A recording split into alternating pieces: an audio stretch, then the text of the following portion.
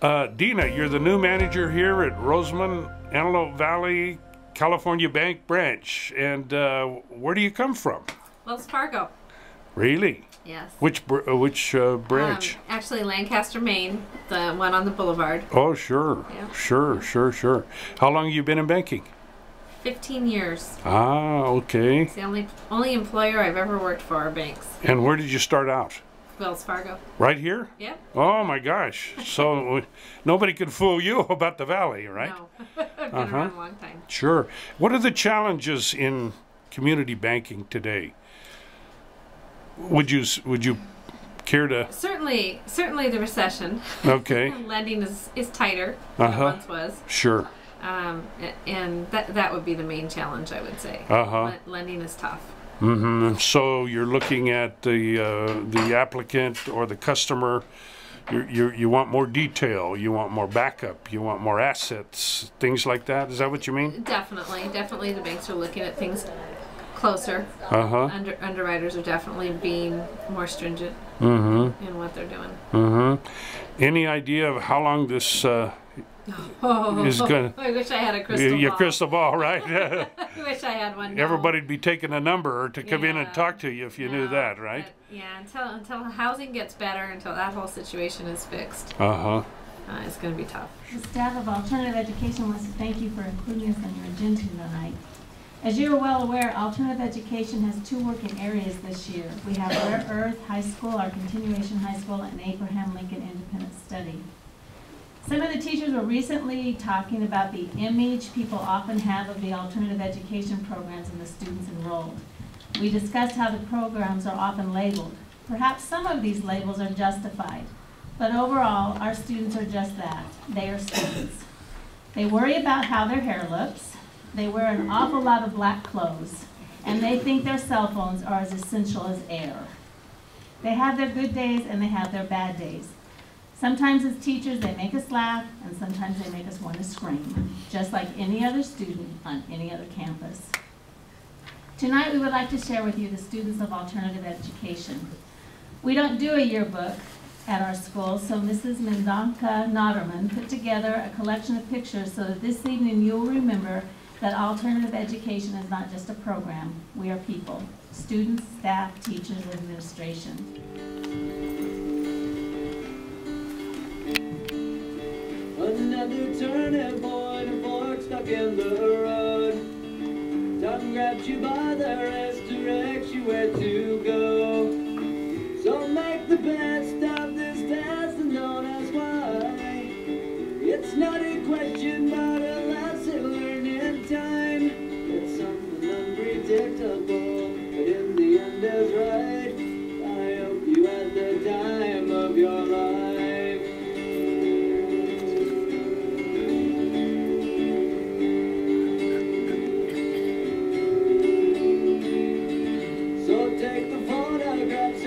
Frames in your mind, hanging on a shelf in good health and good time. Tattoos of memories and their skin on trial. For what it's worth, it was worth all the while. On February 18th, we will be showcasing a Yak 52, and this is a Russian primary aerobatic and training aircraft. But it belongs to Scott Glazier, and he is a flight test engineer at the Spaceship Company, previously with NASA. And it's funny, at the last Plane Crazy, there were a lot of young NASA engineers there that were saying, we're going to apply at Spaceship Company. And so NASA's going to be losing some of their good engineers. But this will be fun because Scott is going to ask someone from Scaled or the Spaceship Company to give a presentation in here at 11. So I don't know who's going to be talking with him, but he is going to tell you the history of the Yak 52 aircraft and then what he does with it here. And usually when Scott goes anywhere with his airplane, he's got a bunch of friends that come along. So I think there'll be a lot of unusual airplanes out on the ramp. I've got the TEDx conference in March in Europe. I've got Boston at the Harvard Business School in April. I've always wanted to be invited to the Harvard Business School and lecture. And, you know, I could never get into any of those schools. I really meant that. That's something I've always wanted to do. And I received this last week a formal offer from the business school to talk about entrepreneurial space at the Harvard Business School. And I can't wait. That's going to be a fun gig. Yeah.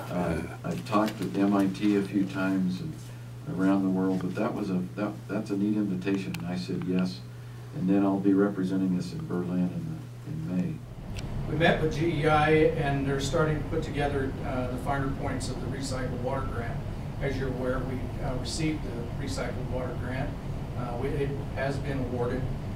We signed all the final documents and got our congratulations. And so now we're doing the planning stages to get the draft report started, which is due at the end of October. And then we have another year to come up with the final report. We should make that timeline in our discussion in our meeting with GEI. We should make that timeline by October. Coach, what do you think about that game tonight? You know, it's a pretty incredible game. The kids play well. Not only that, we have a hard time always beating this team. So it's just outstanding. And, you know, I'm pretty pleased with the way the kids play. Good, good, good. Where does that put you in league? Do you know? Well, we're first place now. So okay, first. Even if we were to lose that next game, I think we're league champs. And then so naturally in the playoffs and everything. So we just gotta start getting ready for playoffs now. Now, who were you particularly proud of tonight among the younger players? I know the old pros are really good. The old pros are real good, but I was really pleased with our defensive play. We got two backs back there, Fabian Cortez and Anthony Uribe, who did a real good job for us back there on defense. Kind of the unsung heroes of the team there, you know. Super, yeah. It's really hard to say, you know, with a 7-2 win that they didn't do a phenomenal job. They did a great job. And then Eddie Gomez back there for the younger players. You know, I mean, they're just great players. They really are. What kind of game did you have tonight? I felt like I had an alright game, made 2 mistakes, which cost us the goals. But other than that, I feel we did really good today. Good. You played these guys before, too. Yeah, we played them over there, tied them 3-3. So down here, you beat them 7-2. That's pretty good. Yeah, we played really good today. I felt like we played way better than over there. Over there, we had a couple mistakes as well. And then the referees didn't help at all, too. So over here, we had our home field advantage. We had our crowd. We felt good today. And your Rosamond weather? Yeah, I feel that helped us, too, with the win. At least with me, with my assist, that helped me a lot. Great game.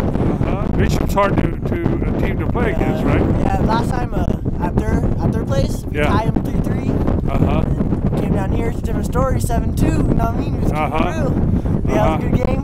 We got some sketty. Excited. Off to playoffs. Yep, off to playoffs. Wow! Okay, Fabian, what position do you play? I play stopper, defense. And the game tonight? How do you sum it up? It was a tough game. Yeah, we came up on top, which is good. And we're looking good for playoffs right now. And was there any other team that was as tough as Bishop in the league? Fraser was somewhat tough, but we accomplished it too. So I think Bishop was the hardest. Anthony, how was the game tonight? Chilly? It was good though. Yeah, good game. And these guys, these Bishop guys, how do you rank them in league? Are they one of the toughest? Yeah, they're one of our biggest competitions. A hidden place close to Rosamond and the Antelope Valley in general is Mandalay Beach over here in Oxnard. And on November 26th, the weather is 75 degrees, not a cloud in the sky.